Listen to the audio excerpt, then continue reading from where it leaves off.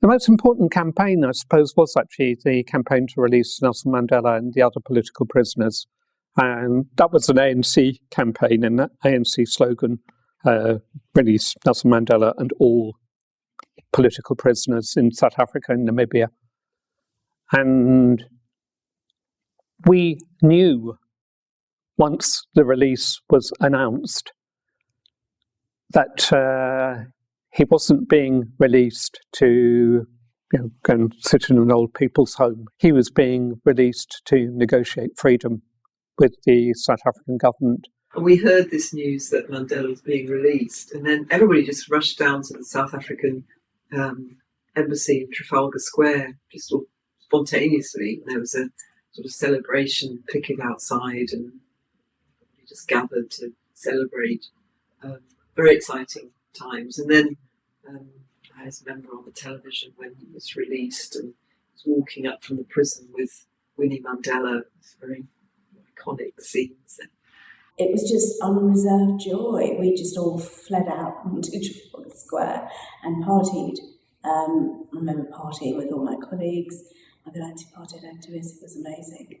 I remember thinking how privileged I was to be in a position where not only had you campaigned for the change, but the change was going to happen, and the steps along the way were happening. The steps along the way to one person, one vote was Nelson Mandela being freed and some of the other rebellion trialists. By the time he was released, I was an asylum seeker in the UK. I had been granted asylum when he was released, because I arrived in the mid-80s here as an asylum seeker. And then Madiba comes to London, to Wembley Arena, and the apartheid movement, anti-apartheid movement, has everybody go there in their thousands. And those of us who are sitting in the back streets, who haven't got money in a council estate, couldn't afford a ticket. In that moment, there was a sense of elation for myself and others who have been campaigning and supporting the struggles for a long period of time. But it was also like a signal that we've turned that corner and that the other changes are going to come, but not that it was going to be an easy road. There was still a lot that needs to be done. So I didn't get the sense that people thought that was it. Yeah, he's out, he's freed, so we can stop now. That's what the campaign is about. I think that those who cared and were part of that wider movement and the public at large that were happy to see Mandela freed also understood that that wasn't the end of the story, that the apartheid regime needed to end too. So I didn't even meet Madiba. Madiba being our father name for Nelson Mandela, because I couldn't afford a ticket to Wembley Stadium. The anti-apartheid movement was arguing that the sanctions campaign must continue until there's real democratic elections and everyone there's proper restoration of, well, not restoration because there'd never been democracy in South Africa, but the advent of democracy. But making those arguments became much tougher. It was quite a messy 4 years, and there were all sorts of jiggery-pokery by the apartheid regime to set black groups against each other, and then the argument it was all about black on black violence. This is what's going to happen when apartheid ends. It'll all be chaos and how it. So those were quite difficult arguments to put across. I don't think there was ever a feeling of job done because, of course, Mandela being freed was one step, and then there was the actual elections in 1994. There were the negotiations running up to them, and while we weren't involved with those ourselves as the anti-apartheid movement, we knew of them and we knew what was happening, and of course our strategic leaders were involved. So, the late Bob Hughes, Mike Terry and so on were absolutely involved with what was happening with the negotiations.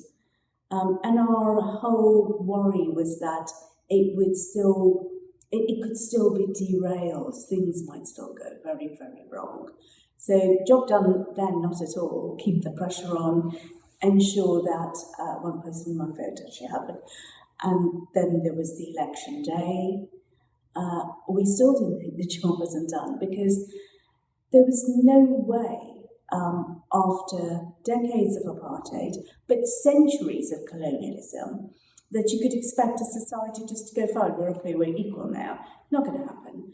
We were not naive in any shape, size or form, which is why there was a discussion then about what to do. Do we just close down the anti-apartheid movement and that's the end? Or is there something more that needed to be done? And we asked the leaders in Southern Africa, they were, something needs to be done. You need to stay. You need to stay as continued solidarity to make sure that democracy actually is implemented, and there will continue to be work to be done. But we need your help, or we need your solidarity. So, despite the fact that they had made this change happen, they still wanted us to be part of that struggle with them. It was that solidarity that delivered a lot, because we actually drove South Africa out of sport completely, which, given that the white population of South Africa is sports mad, still is, that really hurt. We actually made it difficult for them to get arms and oil and things which were strategically needed. We didn't stop it happening, we just made it much more expensive. It wasn't all over, and that's what we were trying to argue.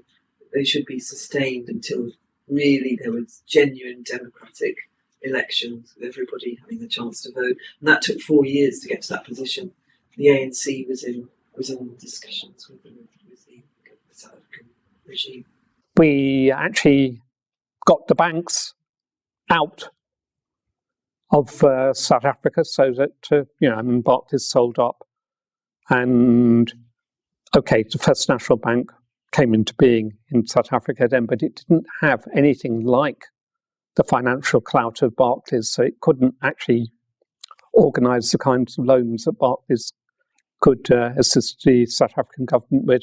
And when Chase Manhattan just pulled the plug and said, no, we're not loaning you any more money, you've got to pay us back.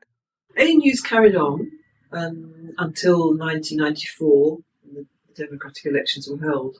And then the anti-apartheid movement had to make a decision about what was going to happen in the future. And some people felt it should just be wound up. And then others felt, no, it should carry on in some form. And that was debated. There was a general meeting of all the members, and different arguments were put, and it was decided. And actually Mandela had issued a call saying it should continue because new South Africa needed support and solidarity, that we should continue getting across the arguments that you couldn't just get rid of apartheid overnight. It was a very long process and very difficult legacy to deal with, which of course you can see how difficult it's been since then. So the decision was taken that there should be a successor body, which was Action for Southern Africa, ACTA. The first thing about the British Anti-Apartheid Movement is that we won. It wasn't just us, obviously. It was the people of South Africa and Namibia who actually won. What we did was provide the international solidarity, which Oliver Tambo said was the fourth pillar of the struggle. Oliver Tambo being the president of the ANC while Mandela was in prison. What we did was make it shorter and less bloody, which is an important thing to do.